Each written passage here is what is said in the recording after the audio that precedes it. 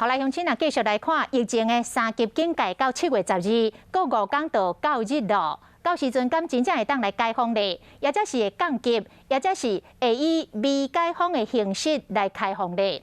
指挥中心提出着2大解封的指标：第一，每礼拜这个群组感染的事件袂当超过3件，就是上济只会当2件。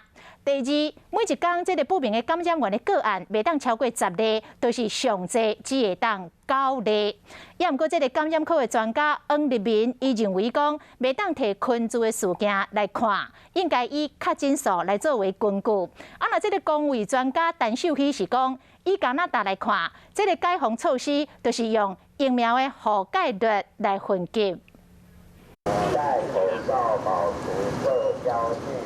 民众即马敢已经自行解封啊！上北部分驾车自7月初开始有条件恢复了后，就出现袂少人。和7月12日3级警戒期限敢若剩5天。疫情指挥官陈时中讲，解封的2个指标，包括不明感染源的个案数和逐礼拜群聚事件的发展。认为过去1礼拜拢符合降级的条件，不过感染科的专家无这么乐观。2个人以上就叫群聚啦。但如果有2个群聚，可是每2个群聚都冲了40-50个，而且一直还在蔓延的话呢，那这2个群聚反而比那5-6个更有，一定要看它的规模，还有它容不容易控制啦。公卫专家陈秀熙认为，用科学降级的解封条件来看，台湾已经符合解封指数比0.5搁较细。印度变种病毒 Delta 嘛无对屏东搁扩散，甚至 RT 有效再生数嘛比伊搁较细，拢已经达成条件。而言，我们的 RT 值在6月初到今天的7月初，整整1个月，我们的 RT 值基本上都是在1以下的。这个解封指数呢，基本上来讲是有望。面对解封，别个国家阁是安怎做的？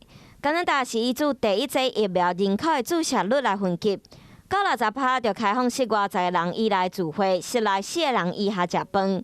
到70%就会使增加到25个人聚会，6个人食饭。